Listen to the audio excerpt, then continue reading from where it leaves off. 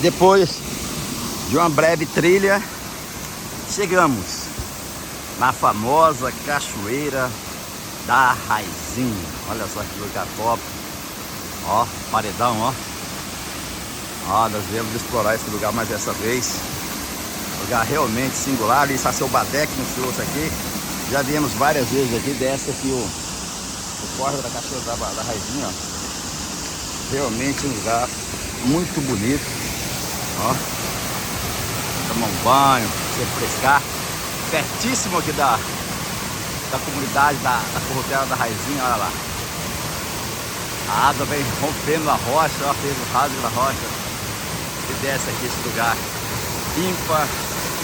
Olha aí. Cachoeira da Raizinha. Aqui, ó. A encosta. Olha lá o riozinho que desce. Eita! Mais um lugar maravilhoso que nós conhecemos aqui na região da Raizinha. Aqui é o berço da nossa família. É um lugar histórico para nós, né? Nossa família nasceu, criou nesse lugar. E realmente vale a pena vir aqui na Cachoeira da Raizinha. Glória a Deus. Eita glória!